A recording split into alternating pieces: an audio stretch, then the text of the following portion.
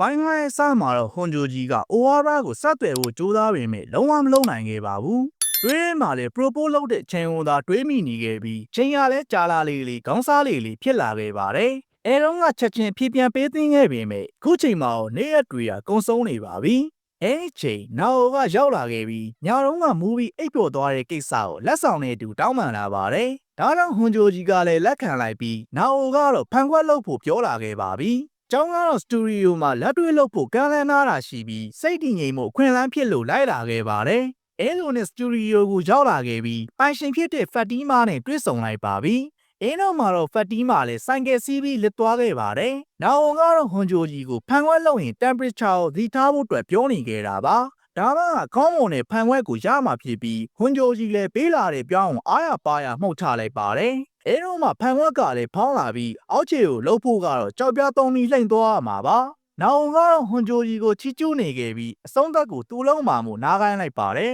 ။အဲလိုနဲ့ဖတ်တီးမားပြန်ရောက်လာပြီးရေလာတိုက်တော့ဟွန်ဂျိုဂျီလည်းတောက်ပေးလိုက်ပါတယ်။ဟွန်ဂျိုဂျီရဲ့စိတ်ထဲမှာတော့ဖန်ခွက်တီရရမ်းလာနေခဲ့ပြီးကြီးလိုက်တာနဲ့လန်းဆန်းသွားလို့ခံစားရပါတယ်။ဒါကြောင့်မဲ့သူကခံစားချက်ကိုဖုံးဝယ်ထားဖို့လုပ်တွေကိုသာအာရုံစိုက်ပြီးလုံးမဲ့ဆိုရင်ရရဲဆိုပြီးတွေးနေတော့တာပါ။အဲဒီချိန်ဖန်ခွက်ကလည်းရလာခဲ့ပြီးဖြစ်ချင်တော့ဖန်ခွက်ကလည်းစောင်းနေတာကြောင့်ဟွန်ဂျိုဂျီလည်းစိတ်ပြတ်သွားပါတယ်။ဒါဝင်မဲ့နာအိုကတော့စင်ပြေတယ်လို့ပြောနေခဲ့ပြီးအဲနောက်မှာစတူဒီယိုကပြန်လာခဲ့ပါပြီ။ဖြစ်ချင်တော့ဖုန်းကိုမက်ဆေ့ကဝင်လာခဲ့ပြီးမာဂိုင်းကြီးကဆက်သွယ်လာပါတယ်။နောက်နေ့မှာတော့ဟွန်ဂျိုဂျီလည်းရှိုးနေမိုးနဲ့ချင်းတဲ့နေရာရောက်လာခဲ့ပြီးမာဂိုင်းကြီးကလက်ဆောင်လုပ်တီတည်လာခဲ့ပါတယ်။ပြီးတော့သူကဝယ်လာတဲ့အင်းကြီးကိုထုတ်ပြလိုက်ပြီးတော်လာစမ်းနေတော့တာပါ။မောင်လာကတော့ဟွန်ဂျိုဂျီကိုစင်ပြေလားလို့မေးနေခဲ့ပြီးရီမန်းချက်တွေကြီးကြီးထားဖို့ပြောနေခဲ့ပါတယ်။သူ့အတွက်ကတော့ရီမန်းချက်ကြီးကြီးထားမှဘွားကြီးကလည်းတိုးတက်လာပါပါ။ဟွန်ဂျိုဂျီရဲ့စိတ်ထဲမှာတော့မာဂိုင်းကိုလေးစားနေခဲ့ပြီးတက်ကြီးရဲ့တီတိုးတက်အောင်မှလုံးနိုင်နေပေါ်အံ့ဩနေပါတယ်။အဲဒီချိန်မာလာကတော့ဓာတ်ပုံရိုက်နေခဲ့ပြီးအင်းနောက်မှာတော့အိမ်အောင်ပြုတ်ဖို့ပြောလာတော့တာပါ။ဒါကိုကြားမဟွန်ဂျိုဂျီလည်းအဓိကပွိုင်းအောင်ရောက်လာတဲ့အတွက်မျက်လုံးပြူးသွားပြီးမာလာကလည်းတေချာရွေးဖို့ပြောလာခဲ့ပါတယ်။တစ်ဖက်မှာလည်းအိုဝါရာကဆက်သွယ်နေခဲ့ပြီးဖုံးကလည်းကန်သေးတာကြောင့်ကြောက်နေခဲ့ပါပြီ။ဒါဝီကိုကာမကချောင်းကြည့်နေခဲ့ပြီးအဲဒီချိန်ဖုံးကပြန်ပြီးဝင်လာတာကြောင့်အားရပါရကောက်ကန်လိုက်ပါတယ်။ဖြစ်ချင်တော့အဲ့ဒါကဒေါက်တာစီယာဖြစ်နေခဲ့ပြီးညနေရောက်တော့ဟွန်ဂျိုဂျီလည်းမာလာကြီးနဲ့လမ်းခွဲလိုက်ပါပြီ။တကယ်တော့မာလာကြီးကဟွန်ဂျိုဂျီရဲ့အိမ်အောင်ပြုတ်မဲ့ကိစ္စကိုလာရောက်ပြီးတော့ထောက်လန်းခဲ့တာပါ။အဲဒီချိန်ဟွန်ဂျိုဂျီကမစ္စကုံးတွေကိုမြင်သွားခဲ့ပြီးကိုယ့်ကိုပြန်ပြစ်တင်နေပါတယ်။အဲလိုနဲ့ရထားဘော်ကိုရောက်လာရန်ပြီးចောင်းသားဘွားကကိစ္စတွေကိုတွေးနေတော့တာပါ။အဲတုန်းကလည်းဘယ်လီတယောက်ကသူ့ကိုမက်ဆေ့ပို့လာခဲ့ပြီးသူ့ဘက်ကလည်းရင်ခုန်ခဲ့ပါတယ်။အိမ်ရောက်တော့လေအိတ်စိမ့်တွေကိုရှက်နေခဲ့ပြီးစောင်းအောင်မှဖုံးလာတာကိုစောင့်နေခဲ့ပါတယ်။ဖုံးကတော့လာခဲ့ပေမဲ့ပုံးတဲ့သူကကြောက်လန့်နေပြီးဘာမှမလုပ်နိုင်ခဲ့ပါဘူး။အားလိုက်ရပြီးဆုံးသွားတော့ဘဲလီလည်းနေပူထဲမှာစောင့်နေရလို့ဖျားသွားခဲ့ပြီးအဲ့ဒါကပဲသူ့ကိုသူပြစ်သားဆိုပြီးမြင်လာခဲ့ပါတယ်။လက်ရှိမှာတော့ဟွန်ဂျိုဂျီလည်းအတိတ်ကနေပြီးရုံထွက်နိုင်အောင်အိုဟာရာရဲ့အင်ရှိယာကိုရောက်လာခဲ့ပါပြီ။နောက်ပြီးဒိတ်ဘူးတော့ကိုပြောလိုက်ချိန်မှာတော့ဘဲလီလည်းဘာလုံဟရီဖြစ်သွားခဲ့ပါတယ်။အေးနောက်မှာတော့ဟွန်ဂျိုဂျီလည်းပြန်သွားခဲ့ပြီးနောက်နေ့မှာတော့အိုဟာရာလည်းချင်းရဲ့နေရာရောက်လာခဲ့ပါပြီ။အိုဟာရာရဲ့စိတ်ထဲမှာတော့ဖက်စိတ်ကိုဆယ်နားမှာချင်းနဲ့ကွက်ကိုထူးဆန်းနေတာပါ။အဲဒီချိန်ဟွန်ဂျိုဂျီကရောက်ချလာခဲ့ပြီးခက်တီတီနဲ့နောက်ကိုလှည့်ပြီးပြန်ထွက်သွားပါတယ်။ဒါတော့သူကသူ့ကိုစိတ်ပြင်းအောင်လုပ်ပေးဖို့ကိုအိမ်ကနေပြီးကြံလာခဲ့တာပါ။ဒါကြောင့်သူကကြောင်တော်တော်နဲ့ရှောက်လုပ်နေခဲ့ပြီးကြောင်တော်တော်နဲ့ရှောက်ပြောနေတော့ဘဲလီလည်းဘာလားတွေဖြစ်နေခဲ့ပါတယ်။ဖြစ်ချင်တော့နေ့ညတုန်းကကိုမိုရီ TV ရှိုးမှာရေလောင်ငံပါလာကြောင်းပြောနေပေမဲ့ဟွန်ဂျိုဂျီကဂူးဆိုင်ခဲ့ပါဘူး။သူကသူ့ရဲ့ plan ကိုသာဇက်တိုက်လှုပ်ဆောင်နေခဲ့ပြီးအိုဝါရာလည်းနောက်ကနေပြီးလိုက်နေရပါတယ်။အဲလိုနဲ့ရေလောင်ငံရဲ့တွင်းပိုင်းကိုရောက်လာခဲ့ပြီးဖူဂျီတောင်လှမ်းမြင်ရတဲ့မှန်နှောင်းတွေကိုတွေးလိုက်ရပါပြီ။မှန်နှောင်းကြည့်ဖို့ခေါ်ပြန်တော့လဲဟွန်ဂျိုဂျီကလက်သွားခဲ့ပြီးနေ့လေသာစားရင်ကလည်းရောက်လာပြန်ပါတယ်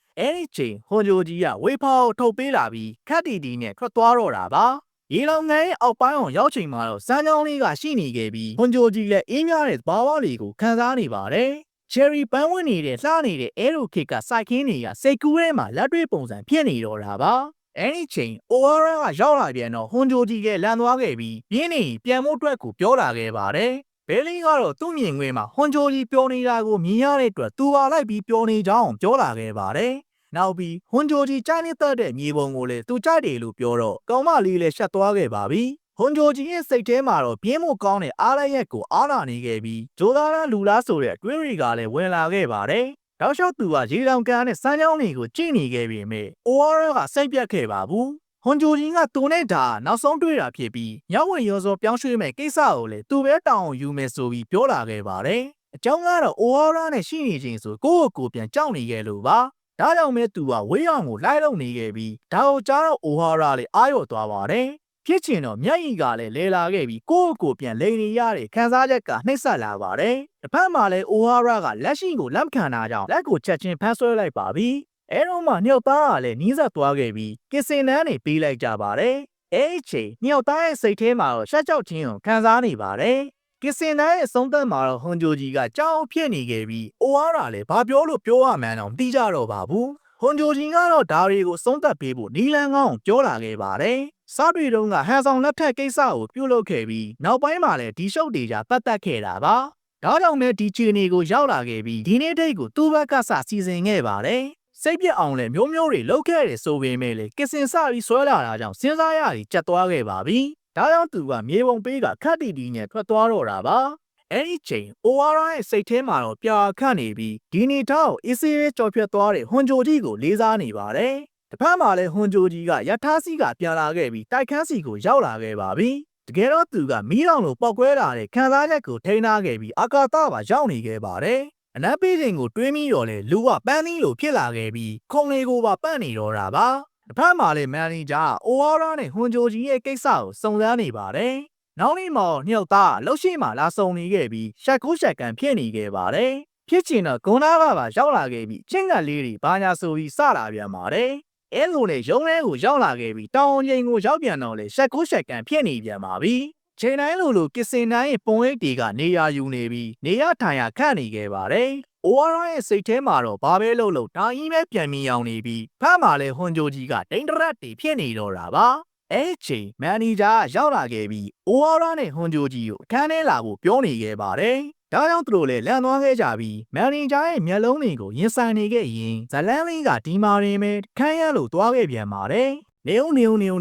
ဒါလေးကိုစွန့်အောင်ကြည့်သွားအန်နီမေချစ်သူများတို့သတင်းကောင်းကြီးခုရှိပါတယ်။ပရိသတ်ကြီးတို့ရေကျွန်တော်တင်ဆက်ပေးနေတဲ့ Barmiskin Handicap Channel ရဆိုရင်စုစုပေါင်း Channel ၄ခုရှိပါတယ်။အဲဒီ Channel ၄ခုဟာဆိုရင်တော့ Barmiskin Handicap Animated Recap မြန်မာ Animated Recap မြန်မာ 1.0 Animated Recap မြန်မာ 2.0 တို့ပဲဖြစ်ပြီးနေ့စဉ်နေ့တိုင်းအချစ်လွမ်း Fighting အကြံဉာဏ် Isekai ဟာတာစားတဲ့ရောက်သားဆောင်လေးနဲ့ My Star Recap တွေကိုနေ့စဉ်တင်ဆက်ပေးနေပါတယ်နော်။ဒါကြောင့် anime ကိုချစ်တယ် anime ကိုမျက်နှိုးတယ် anime မှာ anime ဆိုတဲ့ပရိသတ်ကြီးအနေနဲ့ channel ၄ခုလုံးမှာအရသာစုံလင်လာတဲ့ recap တွေကိုတွားကြည့်ရှုဖို့အတွက်ဖိတ်ခေါ်ချင်ပါတယ်။ဘဲကြီးကိုချစ်တယ်ဘဲကြီးကိုအားပေးခြင်းနေဆိုရင်တော့ခုပြထားတဲ့ channel ၄ခုစလုံးကိုဘော်လာတို့အနေနဲ့ subscribe လုပ်ထားဖို့အကြံပေးချင်ပါတယ်။တကယ်လို့ပရိသတ်ကြီးအနေနဲ့ကြည့်ရှုခြင်းနဲ့ anime recap တွေရှိရဆိုရင်လည်းဗီဒီယိုရဲ့ comment section အောက်မှာရေးသားတောင်းဆိုခဲ့လို့ရပါတယ်။အားလုံးကိုကျေးဇူးတင်ပါတယ်။